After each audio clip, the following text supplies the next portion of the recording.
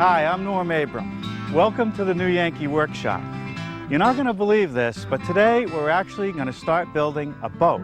Not just a little model boat, a real sailboat that we can go sailing in. Now, we found the perfect sailboat in Seattle, Washington. I'll take you there next, right here on the New Yankee Workshop. The New Yankee Workshop features the craftsmanship of Norm Abram. This is Lake Union in the middle of the beautiful city of Seattle, Washington, where there are more boats per capita than any city in the world. And this is the Center for Wooden Boats, a place where visitors can come and see wooden boats of historical significance, and they can even take them out for a sail. The mission is to preserve and pass on the heritage of small wooden boats. But today we're here to see a class boat called a Clancy. It's a highly refined 10-foot, 85-pound sailing dinghy, and it's built from only 29 basic parts. The designer of the boat is this man, Rich Colin. The name of the boat, Clancy, is Rich's dog.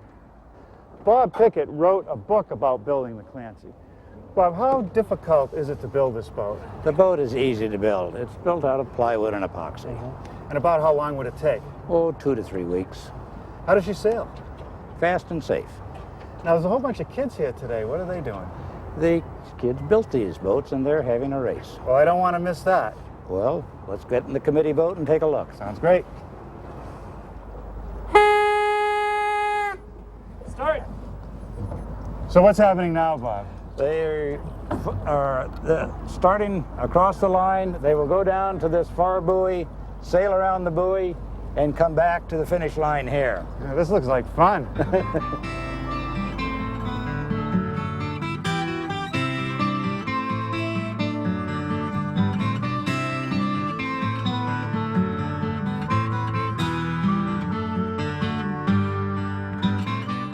Well, you all did a great job. But the winner this year of the Clancy Fall Regatta is Trevor Jones. Congratulations. Good job. Well, Bob, I know what I'm going to do. I'm going to go back to the shop and build myself a Clancy. Well, you better get going because we want to send you an invitation to next year's Clancy Worlds here in Seattle. Well, I'll get to it. Okay. Thanks for all your help. Thank you, Norm. Well, I can tell you this, building a Clancy is a lot of fun. You should allow yourself several days to put it together. And if you decide to build one, a measure drawing is available with the materials list, and you'll hear more about that before this program ends. Now, we're going to take 2 programs to build the Clancy. The first program, I want to get to this point, have the hull just about to this stage. And in the second program, we'll finish it off, rig it, and take it for a sail. Now, we found in our research that in small boat building, just about everyone requires some kind of jig to get started. You build the boat, the hull, upside down. Now, here's our jig, made up of common 2x4s with plywood gussets, all assembled with screws and glue.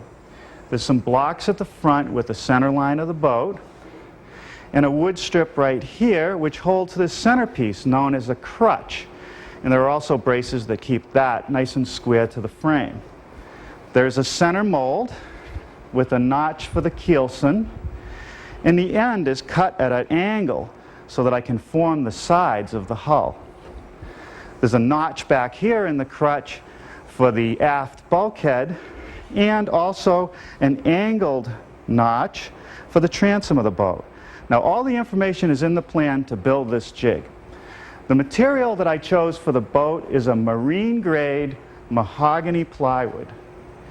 The sheets are not 4x8, they're 4x10, and you're going to use every inch of a 10-foot sheet for the sides of the boat. Now, I want to get started today by cutting out the forward bulkhead. Now, before we cut anything, let's take a moment to talk about shop safety. Be sure to read, understand, and follow all the safety rules that come with your power tools. Knowing how to use your power tools properly will greatly reduce the risk of personal injury. And remember this, there is no more important safety rule than to wear these safety glasses. Now let's get to that bulkhead.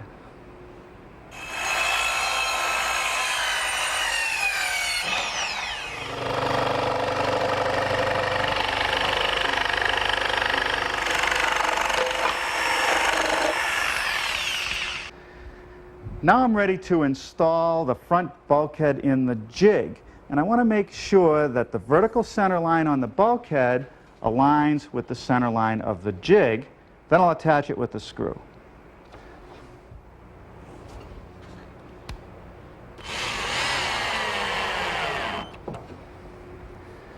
Now for the transom, which is a piece of 1/2-inch marine plywood attached to the jig in the same manner with a couple screws.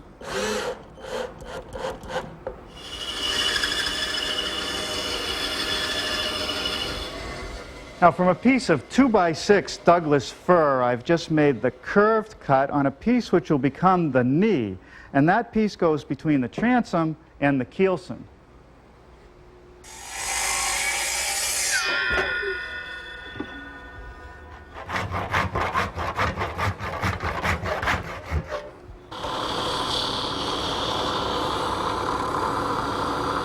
Now I'm going to attach the knee to the transom with a little bit of waterproof glue and some bronze screws.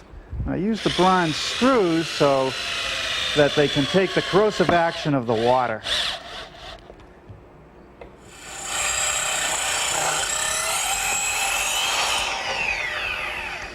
Now this piece of Douglas fir is for the keelson. That's the part that you see inside the boat. The front end has to be tapered to fit the shape of the bow. The next piece to mill is this stem, which attaches to the keelson. It's a piece of 1¼ inch thick fir that needs to be tapered. To taper it, I'm using my tapering jig, and I've set the angle to the correct point and adjusted the fence.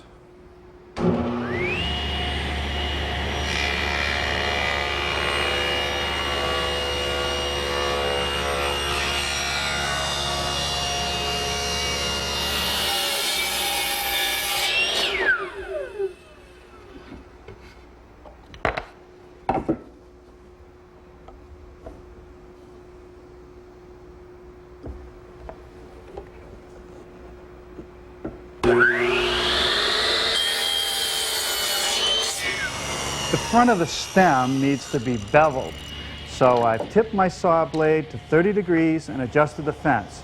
It'll take 2 passes, one on each side.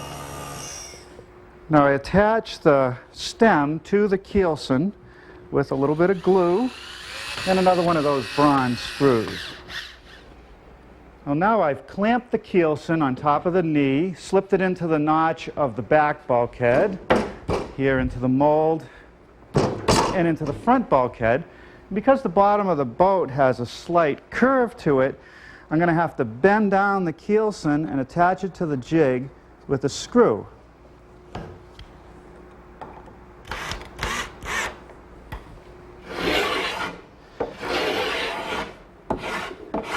Now I want to bevel the entire bottom edge of the transom so that it's at the same angle as the keelson.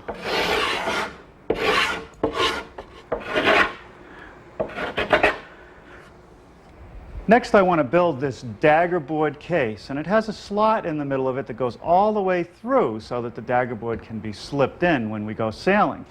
Now the inside surfaces will not be able to be reached again, so I've prepared them by putting on 3 coats of marine varnish. And the first thing I want to do is attach these 1x2 mahogany cleats with some glue and screws. Now here's what the Daggerboard case will look like when it's assembled. But I want the joints between the side pieces to be waterproof. So that's where our epoxy system comes in. Epoxies are 2-part glues. There's a resin and a hardener that must be mixed in the right proportion. And I only have about 9 to 12 minutes with each batch, so I have to move fairly quickly. I mix the resin and the hardener first, and then for a bonding operation I want to add some filler until the glue is about the consistency of mayonnaise. Okay, that seems to be pretty good. Now what I want to do is just butter up the edges with a coat of the epoxy and clamp the pieces together. All right, now I can put the other side on and put some clamps. Now you don't need too much clamping pressure with epoxy. It's just a firm grip, so these spring clamps will be plenty.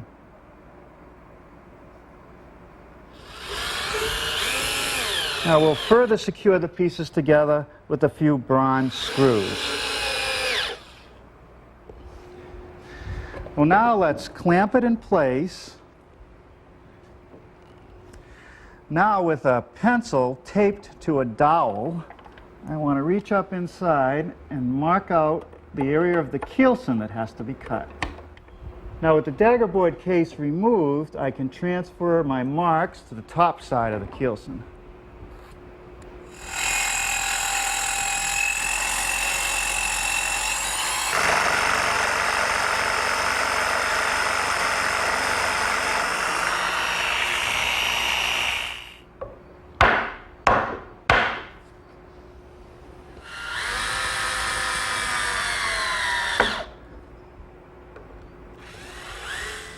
Now I've freed up the keelson and Daggerboard assembly and mixed up some more epoxy, which I'm going to apply to all the bondable areas.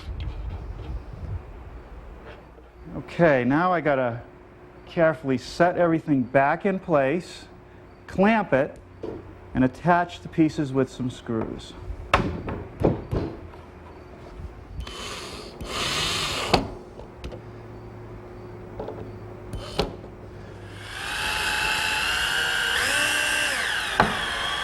Now I want to trim the keelson so that it lines up with the bevel of the stem. Well, now we're ready to set some bottom panels, and I've applied a bead of the urethane sealant. I want to secure the bottom panels to the keelson with screws every 6 inches. Now I'm using some stainless steel ones because I ran out of ones made of bronze. Because the transom is 1/2-inch plywood, I'm able to secure the bottom with a few screws. The forward and aft bulkheads are made from 1/4-inch plywood, so I can't secure them with screws. I've squared a line from the keelson, and I'm just going to use a spot of hot glue to hold those in place.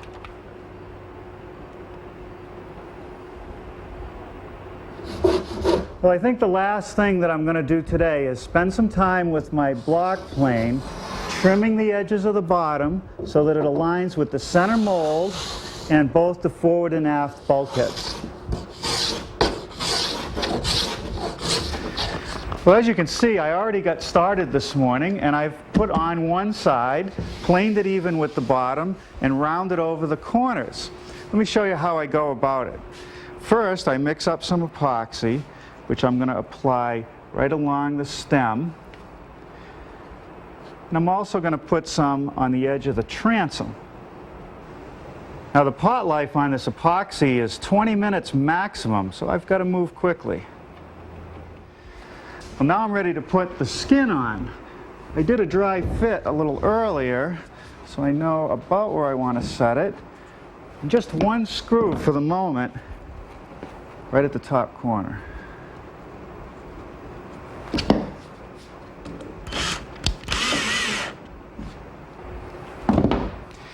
And a spring clamp down at the bottom. Now this process is called stitching, and it's a way to secure the sides to the bottom.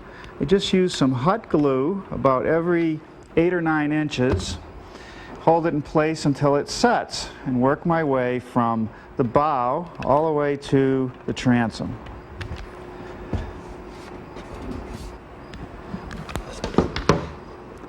All right, that's going to do it for the hot glue. Now we'll let the epoxy and a few screws hold the rest of it together.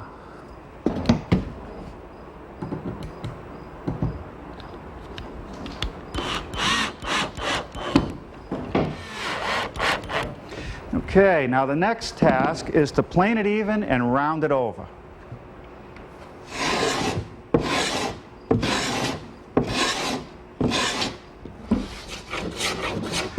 Now I'm just using my block plane to put a 1/4 round radius on all the corners.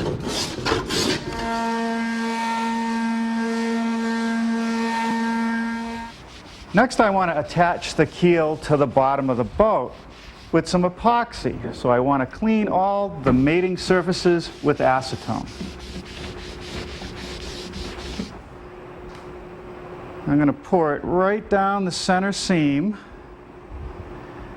and then I'm going to spread it with my putty knife.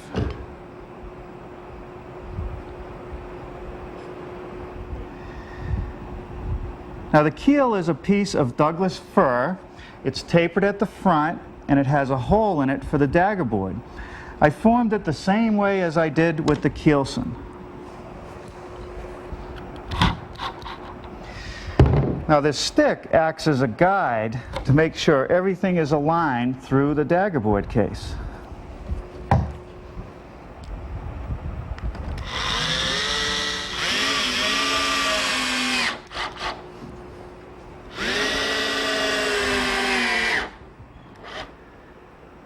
Well, now I'm mixing up another batch of epoxy, and I'm using a slightly different type of filler that's ideally suited to filling the screw holes.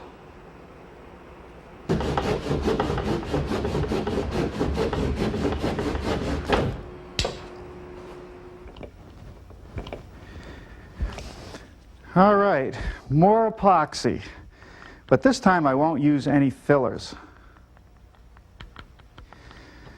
Now the idea is to take this 4-inch fiberglass tape and drape it over every seam and tack it in place with some epoxy.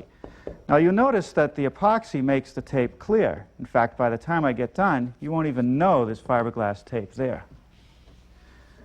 All right, now I'm just going to pour a little line on the tape, and using a plastic spatula, just saturate the tape. Now I got to move quickly before this epoxy sets up, because there's another piece of tape that goes on top of this one to reinforce the joint. Point here is to work from the corner to the edges, removing any air bubbles. Well, the epoxy is set up overnight, and believe me, it's very hard. It'll even get harder over the next 4 days, so I want to get to taking down any excess. A paint scraper is great for trimming down the putty at the screw holes. On the fiberglass seams, I want to use the scraper to just knock down the edge, just getting rid of the little roughness on the edge. And then I want to turn to my sander and feather all the edges so that they just blend in with the wood. Now that's going to take some time.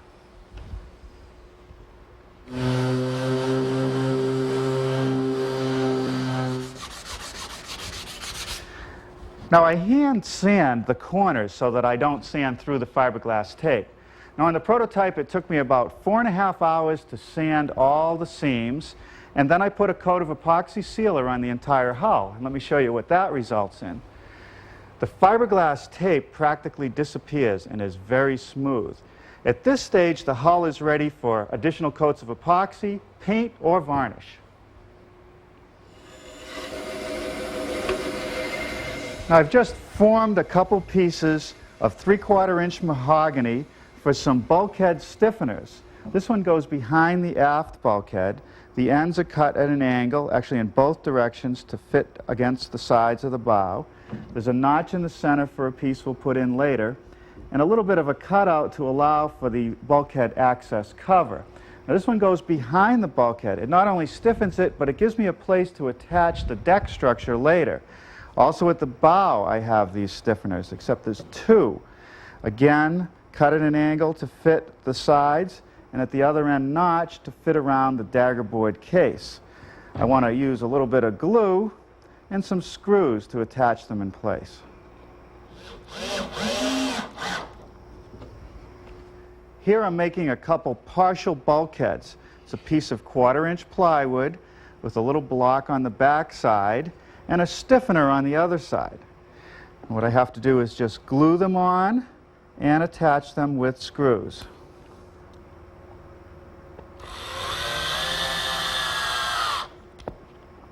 I've positioned the partial bulkheads halfway between the fore and aft bulkheads, and I have a level that I'm using as a straight edge.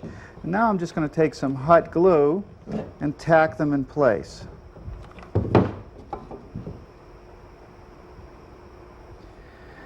Now here I'm mixing another batch of epoxy with some filler in it so that I can bond together two thin pieces of plywood. Now this piece that I'm laminating is known as a carlin, and it connects the front, the mid, and aft bulkheads. You drop them in the slots at each bulkhead and bend it to the center. That's the reason I'm using two pieces of plywood rather than one, is because if it was 1/2 inch piece I wouldn't be able to bend it this much.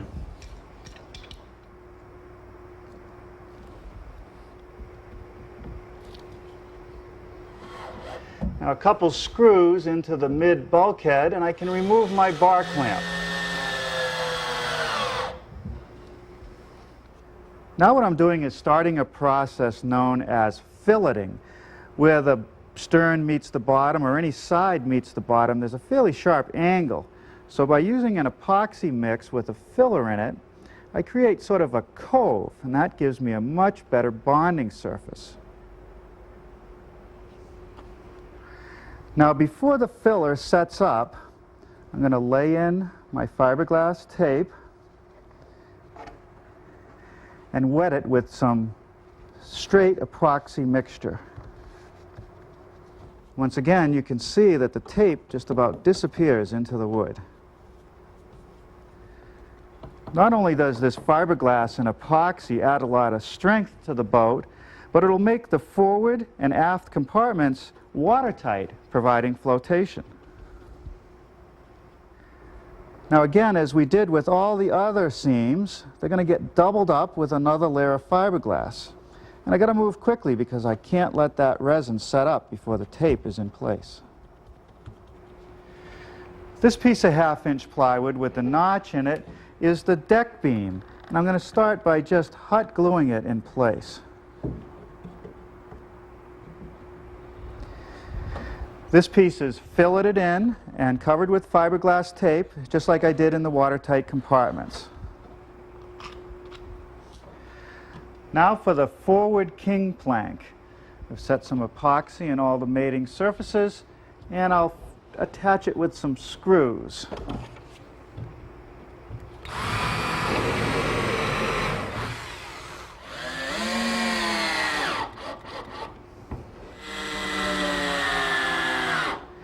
A scrap block of wood attached to the stem gives me a place to fasten the front end of the king plank.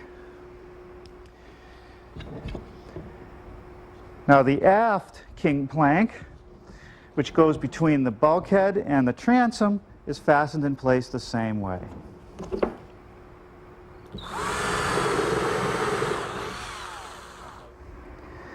Now for the mast step. I'm putting down some adhesive first. And the mast step is made up of two pieces of 3/4 inch plywood with a 2 3/8 inch hole in the middle. And I'm going to attach it to the keelson with some 2 1/2 inch screws.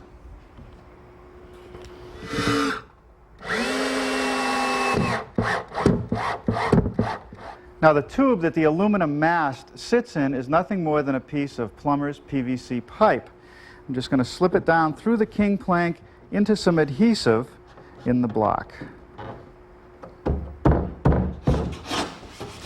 Since the last time you saw this hull, I completed all the fairing, which is to say I sanded smooth and tapered all the fiberglass joints, both inside the hull and outside. Then I applied 3 coats of epoxy to everything, and this waterproofs the wood. And it's important to do it now because once the deck panels go on, it would be difficult to reach into the bulkhead compartments and apply the epoxy. I just completed removing any lumps off of the horizontal surfaces that the deck is going to sit on so that they'll fit nice and tight.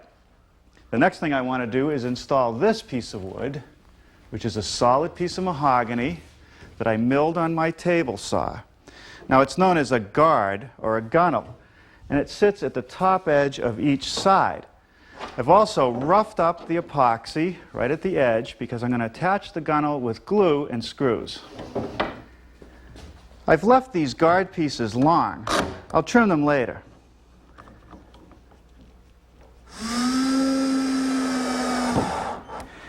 I'm using 3/4 inch bronze screws to attach the guard every 4 inches. And instead of measuring, I just made a little guide stick. The advantage of these bronze screws is that they won't rust or corrode, and they're strong.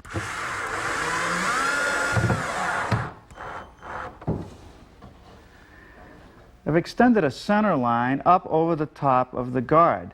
Now using a dovetail saw, I'll trim it off.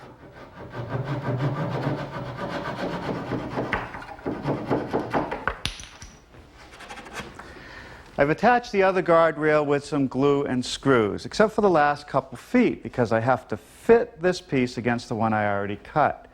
Now, I've made a mark, and that should leave it a little bit long.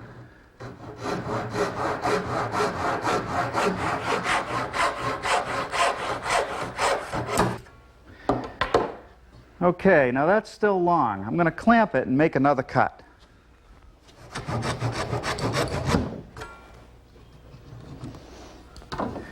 Okay, now that's pretty good, but it's open at the top a little bit. So now if I run the saw right down the joint, it should be perfect.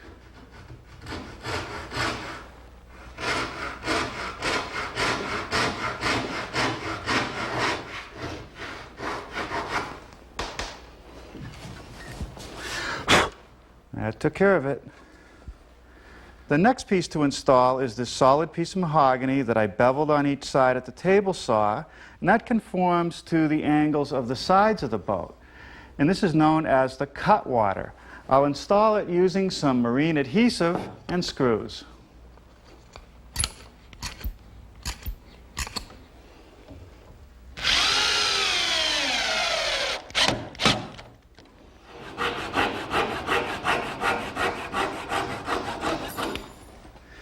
Now for the deck panels.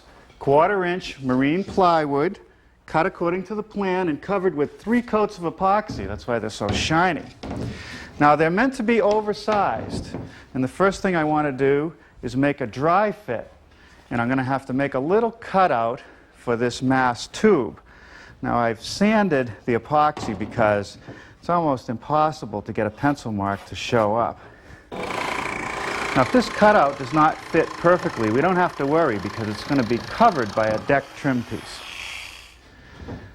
Okay, now what I want to do is set it in place and make sure that it overhangs all sides by just a little bit, and then attach it with some screws.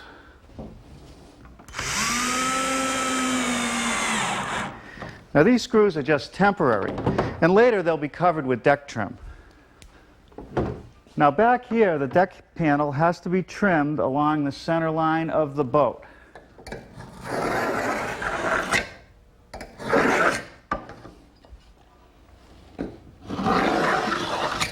And the same thing up front. Now this line will define the outer edge of the guard.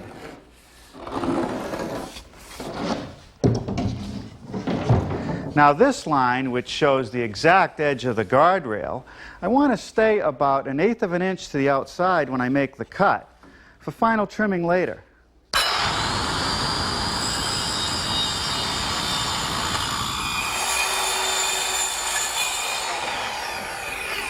Now that completes the trimming of the panel for the other side.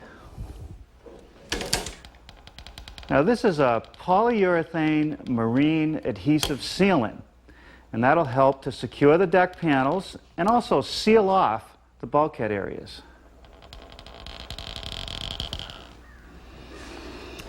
Well, now I'm ready to permanently set the panel. And the first screws that I'll put in will be the ones that I used earlier, and that will assure that the panel is in exactly the right position. Well, now, once again, I'm using my guide stick to space the screws, except this time it's 6 inches on center.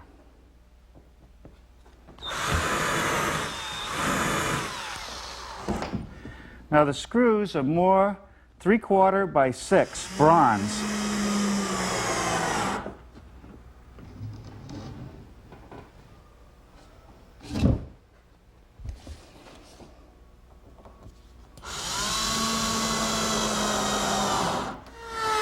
Now to trim off any excess plywood, I'm simply using my laminate trimmer. It's just like trimming high-pressure laminate countertops. Now I didn't make a mistake. That hole is so I can stick the laminate trimmer down where the Daggerboard cutout needs to be. Now with my jigsaw, I'm going to round off the point of the bow and then sand it smooth.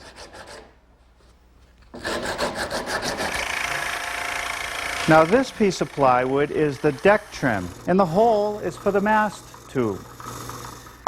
Now the deck trim is attached with epoxy, which is a two-part system.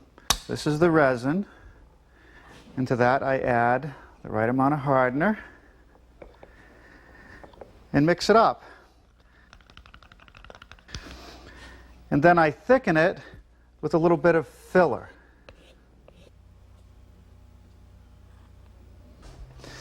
Now we'll just set it in place and fasten it with some screws, and they'll hold it while the epoxy sets up.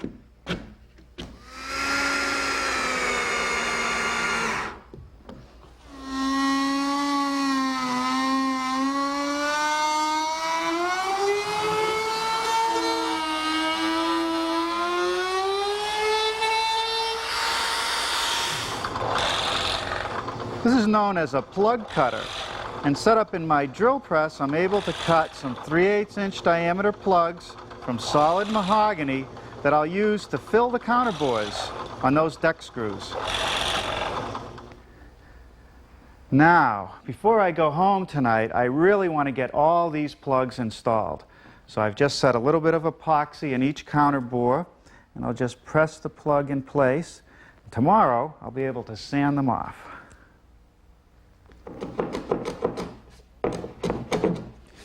Well, overnight the epoxy has done its job. It's set up and the plugs are firmly set in place. Now I'm using my block plane to remove as much material as I can. Then I'll sand them flush, round over all the edges of the deck, and apply another coat of epoxy.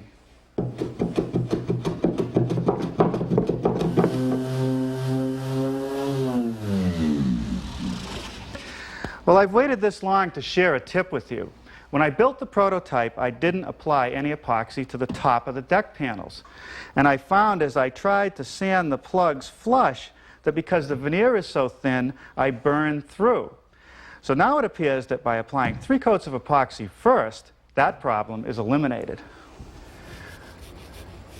Well, after I completed the sanding on the deck, I vacuumed it off and took a tack rag and cleaned off any remaining dust.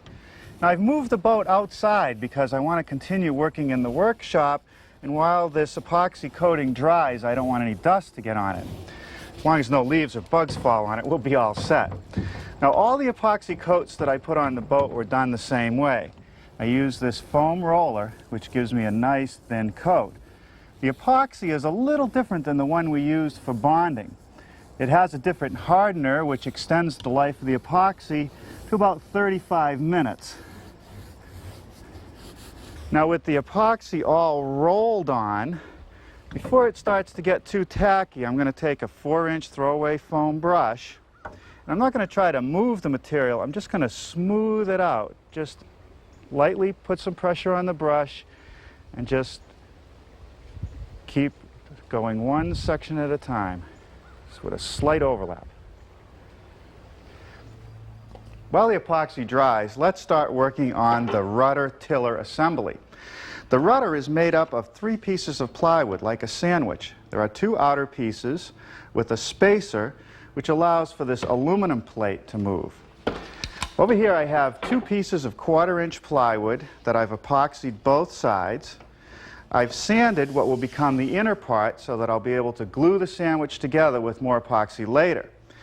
I'm going to cut the pieces as one, and to hold them in place, I'm just going to tack them together with a little bit of hot glue.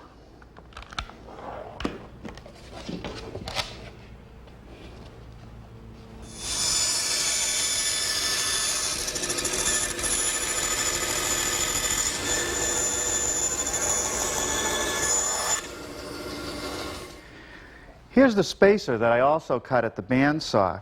I'm just going to tack it on for the ride through the drum sander. That way all the edges will be uniform.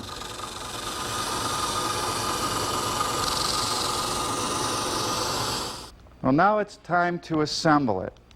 The pieces have been cleaned with acetone. Let's bond them together.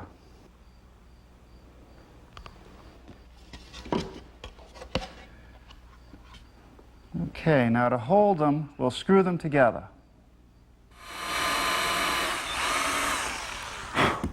Now that may look like a lot of screws, but I don't want to lose my steering in the middle of an important race. Now the screws that I'm using are a 1/2 inch by 6 stainless steel screw. And I'm going to install them from both sides of the rudder.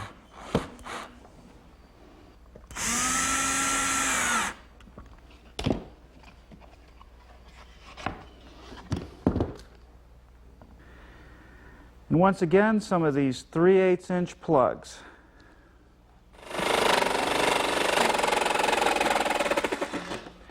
The lower part of the rudder is made from a piece of 1/8 inch thick marine aluminum.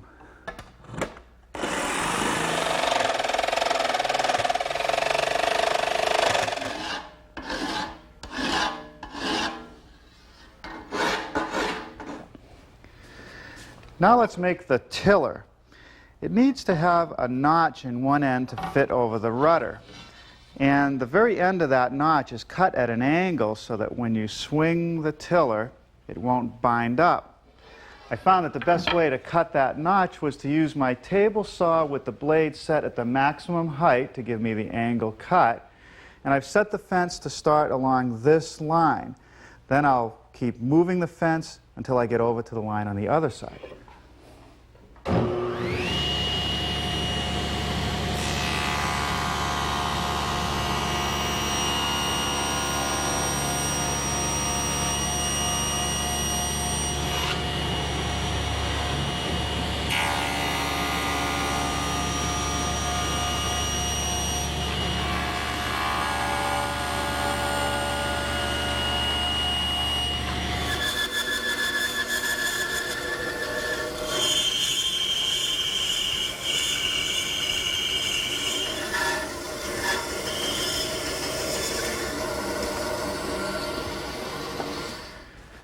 Now, if you look at the tiller, it's tapered fine along the top edge or the bottom edge, but along the side, it's still a little thick down where the handle is. So I want to taper that.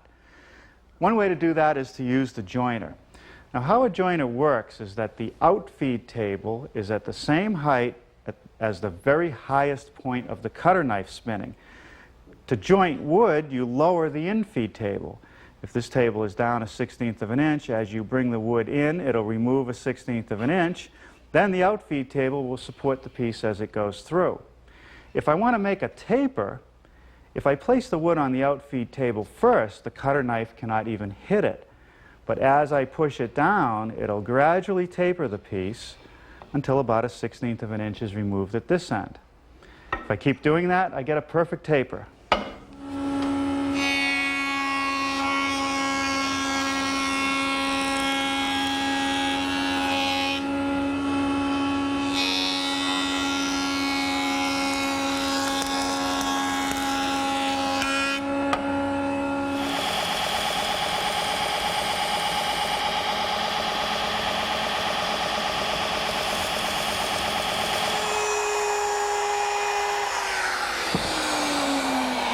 With a round-over bit, I can dress up all the edges.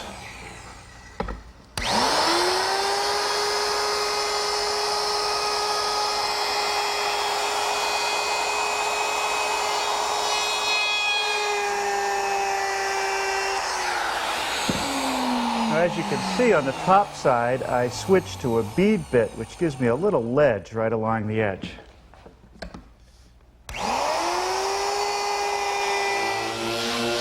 So now that the epoxy has set up on the rudder, the plugs can be sanded flush. That hole is for the bolt that'll hold the metal part of the rudder, and this one is going to be for the bolt that holds the tiller.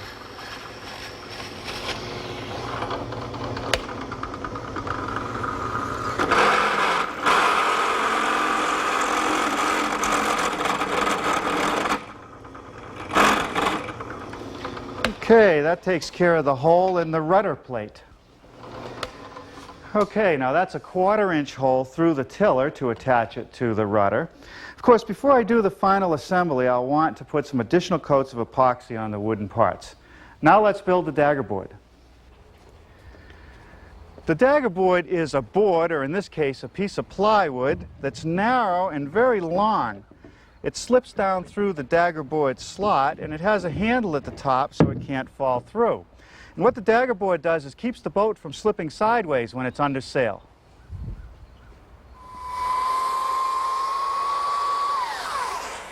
Now, using my belt sander, I want to make a profile on the lower portion of the Daggerboard, sort of like an airplane wing, so it'll go through the water easily.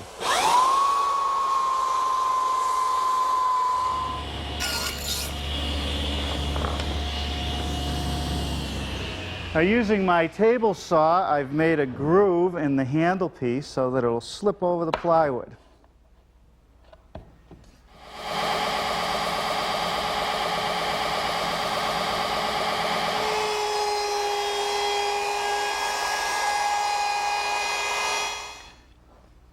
Okay, now a little more epoxy to secure the handle, and I'll fasten it with some screws and plug the holes.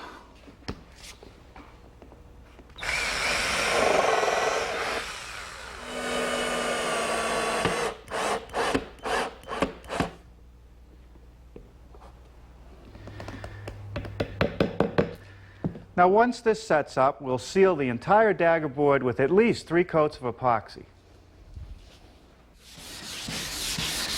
Now, after the epoxy dried on the deck, we brought the boat in from outside and set it up here in the paint room. This epoxy needs to be covered with either paint or varnish to protect it from UV. So I'm preparing the surface by sanding it with some 220 wet dry sandpaper.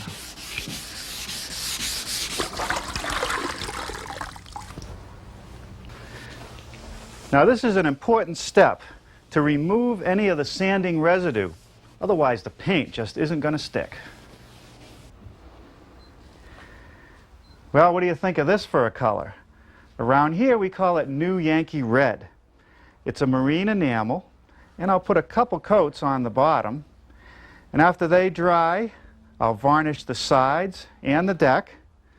We'll put the hardware on, and then we'll take it out for a sail.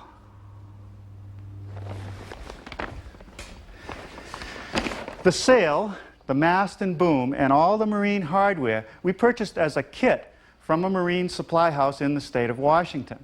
That source is listed in the measured drawing. There's not a lot of hardware. On the rear deck, there are 2 fair leads and a clam cleat. For the transom, there are gudgeons and pintles to attach the rudder. Inside the cockpit, there are 3 deck plates which will seal off the bulkheads. And on the forward deck, there's a fair lead and another clam cleat. The kit also includes some half-round brass that I run down each guardrail and the center of the keel.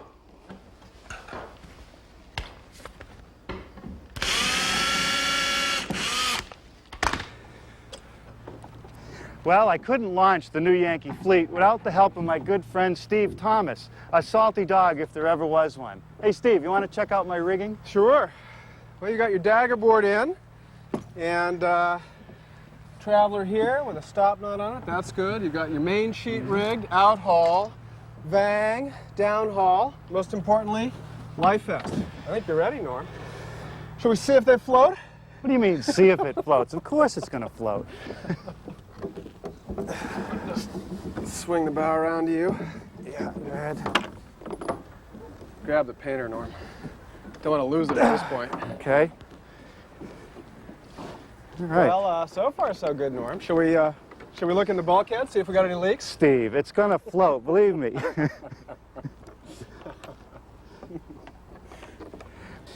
All right, Steve, can we put the sail on? You bet. I'll just drop the Daggerboard.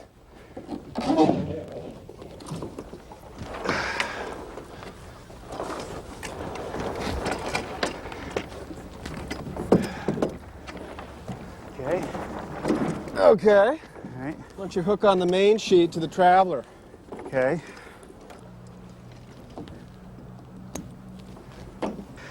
Well, Steve, let me see if I can get the tiller on without getting wet.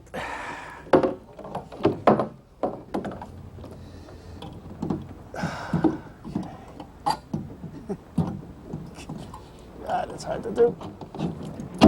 Well, I guess you can't put it off any longer, Norm. All right, here we go. Hop in there. Hey, Get nice and comfortable.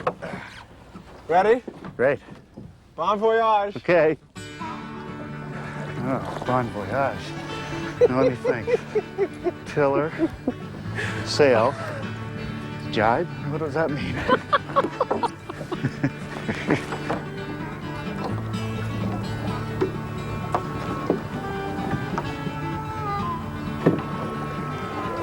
These are great little boats, Norm. It does go along nice, doesn't it? Yeah. They float, they sail, let's race.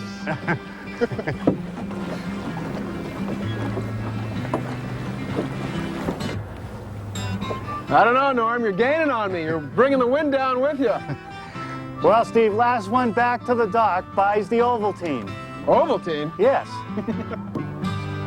Well, hi, Norm. What kept you? Well, Steve, I did give you the fastest boat, you know. Oh, yeah? Want to trade? We'll race again? Sure.